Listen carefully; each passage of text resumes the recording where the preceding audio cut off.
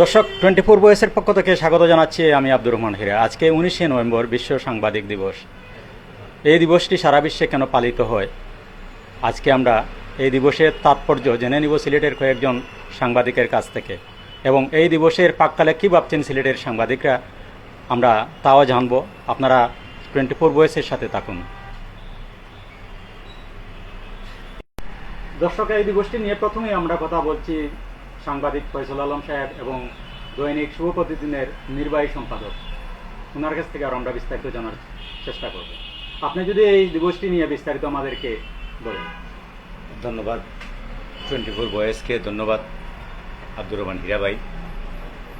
আমরা আজকের দিনটি নিয়ে কথা বলবো। 19 নভেম্বর বিশ্ব সাংবাদিক দিবস। আন্তর্জাতিক পরিমণ্ডলে এই দিবসটি পালিত হয়, আমাদের বাংলাদেশেও পালন করা হয়। এই দিবসের তাৎপর্য হলো, আপনি যেটি বলছেন, এই দিবসটি পালন করা হয় বিশ্বের যত সাংবাদিক দায়িত্ব পালন করতে গিয়ে কিংবা দুর্বৃত্তদের হাতে নিহত হয়েছেন, সেসব শাহাদাত বরণকারী সাংবাদিকদেরকে স্মরণ করা হয় এই দিবসে এবং তাদের প্রতি শ্রদ্ধা জানানো হয়। আমরা এই দিবসের প্রাক্কালে যে বিষয়টি বলেছেন, আমার দুজন সহকর্মীর কথা খুব মনে পড়ছে। একজন হলেন শ্রদ্ধেয় ফতে ওসমানী ভাই, যার সঙ্গে আমি দৈনিক জালালাবাদ এবং দৈনিক সবুজ সিলেটে কাজ করেছি। সিলেটের প্রবীণ এবং আমাদের সিনিয়র এই সাংবাদিক। 2010 সালের 18 এপ্রিল তিনি নগরীর শাহিদগাঁয়ে দুর্বৃত্তদের ছুরিকাঘাতে আহত হন। পরবর্তীতে চিকিৎসাধীন অবস্থায় 28 এপ্রিল ঢাকার একটি হাসপাতালে ইন্তেকাল করেন। এ ঘটনার পর সিলেটের সাংবাদিকরা ব্যাপক প্রতিবাদ বিক্ষোভ করেন এবং এই মামলায় সর্বশেষ যে মামলা হয়েছিল, তার ভাই ফরহাদ আল মতিন বাদী হয়ে যে মামলা করেছিলেন, সেই মামলায় দোষীদের সাজা হয়েছে গত 2022 সালে। প্রিয় দর্শক, এই সাংবাদিক ফতে ওসমানী একজন গবেষক ছিলেন, একজন লেখক ছিলেন, অসংখ্য বই আছে তার। আমি তার স্মৃতির প্রতি শ্রদ্ধা জানাচ্ছি, আমার এই সহকর্মীর জান্নাত কামনা করছি, তার পরিবারের জন্য সুখ শান্তি কামনা করছি। আরেকজন সহকর্মী আমাদের, আপনারা জানেন, 2024 সালের গণঅভ্যুত্থানের আগে 19 জুলাই সিলেট নগরীর বন্দরবাজার এলাকায় বিএনপির একটি রাজনৈতিক কর্মসূচি মিছিলের ছবি তুলতে গিয়ে গুলিতে মারা যান। এ ঘটনায় পুলিশের বিরুদ্ধে মামলা হয়েছে এবং পুলিশের গুলিতে নিহত এই সাংবাদিকের হত্যাকাণ্ডে জড়িতদের বিচার দাবিতে সাংবাদিকরা ব্যাপক কর্মসূচি পালন করেছেন। আমি এটিএম তুরাব নিয়ে দুটি কথা বলবো। এটিএম তুরাব বিয়ানীবাজারের সাংবাদিকতা করতেন, একজন মেধাবী চৌকস সাংবাদিক ছিলেন এবং অল্প বয়সে তিনি তার মেধা এবং যোগ্যতা দিয়ে একটা অবস্থান করে নিয়েছিলেন। দৈনিক নয়া দিগন্তের সিলেটের দায়িত্ব পেয়েছিলেন এবং দৈনিক জালালাবাদের স্টাফ রিপোর্টার ছিলেন। সবচেয়ে বড় জিনিস হলো, গোলাপগঞ্জ বিয়ানীবাজার সংবাদ পত্রিকার মাধ্যমে তার সিলেট শহরের সাংবাদিকতা শুরু হয়েছিল।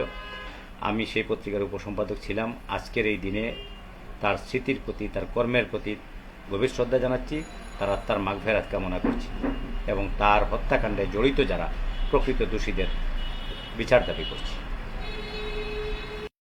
দর্শক, আজকের এই দিবসটিতে আরও আমরা আলাপ করব বাংলাদেশ ফটো জার্নালিস্ট অ্যাসোসিয়েশনের সিনিয়র সহসভাপতি হুমায়ুন কবির লিটন, ওনার কাছ থেকে আরও এই দিবস সম্বন্ধে বিস্তারিত জানার চেষ্টা করব। আপনাকে স্বাগত জানাচ্ছি 24 ভয়েসে। আসসালামু আলাইকুম। আজকে বিশ্ব সাংবাদিক দিবস উপলক্ষে আমি বাংলাদেশের একটি মফস্বল শহরের একজন তৃণমূল সাংবাদিক হিসাবে, বিশেষ করে আমি দৈনিক জালালাবাদ পত্রিকায় দীর্ঘ 20 বছর ধরে সাংবাদিকতা করছি এবং Bangladesh photo journalist association Sylhet বিভাগীয় কমিটির নির্বাচিত সিনিয়র সহসভাপতি। আমি এই দিবসটিতে আমাদের এই প্রান্তিক জনগোষ্ঠীর, আমরা যারা বিশেষ করে মাঠে ফটো সাংবাদিকতা করি, এই দিবসটি উপলক্ষে সংশ্লিষ্ট কর্তৃপক্ষের দৃষ্টি আকর্ষণ করছি কী করে সাংবাদিকদের, বিশেষ করে ফটো সাংবাদিকদের মান উন্নয়ন করা যায় এবং এই সেক্টরে আরও বেশি কোয়ালিটিফুল মানুষ নিয়ে আসা যায়, এই বিষয়ে দৃষ্টিপাতের জন্য। আরেকটি বিষয় হচ্ছে যে বাংলাদেশের 24 গণ অভ্যুত্থানে আমাদের সিলেটের গর্ব, বিশেষ করে দৈনিক জালালাবাদের সাবেক ফটো সাংবাদিক এবং Bangladesh photo journalist association Sylhet বিভাগীয় কমিটির সদস্য শহীদ সাংবাদিক এটিএম তুরাবের কথা আজকে মনে পড়ছে। আমরা আজকের এই সাংবাদিক দিবসে 24 গণ অভ্যুত্থানে সিলেটের প্রথম শহীদ এবং বাংলাদেশের এই গণঅভ্যুত্থানে যে কয়জন সাংবাদিক নিহত হয়েছেন তার মধ্যে অন্যতম এটিএম তুরাবের বিচার কার্য যাতে দ্রুত গতিতে সম্পূর্ণ হয় এবং এই বিচার কার্য যাতে আমরা দেখে যেতে পারি এবং সুষ্ঠু বিচার হয় আজকের এই সাংবাদিক দিবসে, এটাই দাবি জানাচ্ছি। দর্শক, এই দিবসটি সম্বন্ধে আরও আমরা বিস্তারিত জানব ইলেকট্রনিক্স মিডিয়া জার্নালিস্ট অ্যাসোসিয়েশনের সম্মানিত সভাপতি জনাব আশরাফুল কবিরের কাছ থেকে আরও বিস্তারিত জানব। আপনাকে 24 ভয়েসে স্বাগত জানাচ্ছি।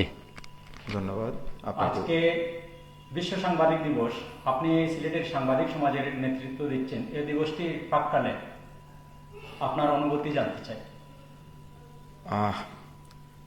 আজকে সাংবাদিকতা দিবস, এটা মনে হয় একটু জটিলতা আছে। আজকে দিবস আমার জানা নেই, কিন্তু সামগ্রিক অর্থে যদি সাংবাদিকতার পরিস্থিতি নিয়ে আমরা কথা বলি তাহলে বলতে হয় যে একটি সংকটময় মুহূর্তে আছি। সাংবাদিকরা কখনই যে খুব স্বাচ্ছন্দ্যে সাংবাদিকতা করতে পেরেছে এমনটা না হলেও ইদানিংকালে সাংবাদিকতাটা খুব কঠিন একটি পর্যায়ে দাঁড়িয়ে গিয়েছে। সাংবাদিকতা বা সাংবাদিক সবাই আমরা গতকাল রাতে একজন সংবাদকর্মীকে গভীর রাতে আইনশৃঙ্খলা বাহিনী তুলে নিয়ে যাওয়ার খবরও আমরা জানি, যদিও ওনাকে আবার বাসায় ফেরত দেওয়া হয়েছে। আমরা দেখেছি যে প্রশ্ন করার কারণে অতি সম্প্রতি সাংবাদিকের চাকরিচ্যুত করা হয়েছে, তো ইত্যাদি নানাবিধ বিষয়ই আমরা আমাদের দৃষ্টিগোচর হয়েছে। সেই অর্থে সাংবাদিকতাটা এখন আরও সবসময়ই চ্যালেঞ্জিং একটি পেশা সাংবাদিকতা, কিন্তু এখন আর একটু কঠিন মুহূর্তে আছি বলে আমি মনে করছি। অসংখ্য ধন্যবাদ আপনাকে। সুপ্রিয় দর্শক, এই দিবসটি সম্বন্ধে আমরা আরও বিস্তারিত জানব সিলেট প্রেস ক্লাবের সম্মানিত সভাপতি জনাব ইকরামুল কবিরের কাছ থেকে। আজকে বিশ্ব সাংবাদিক দিবস, আপনি সিলেটের সাংবাদিক সমাজের নেতৃত্ব দিচ্ছেন, এই দিবসটির প্রাক্কালে আপনার অনুভূতি জানতে চাই। আজ বিশ্ব সাংবাদিক দিবস। এই সাংবাদিক দিবস আজকে পর্যন্ত সাংবাদিকতার পেশা দায়িত্ব পালনকারী যারা আত্মত্যাগ করেছেন, যারা আত্মাহুতি দিয়েছেন, যারা বিভিন্নভাবে দুর্ঘটনায় মারা গেছেন, তাদের প্রথমে আমি তাদের বিধি আত্মার মাগফিরাত কামনা করছি।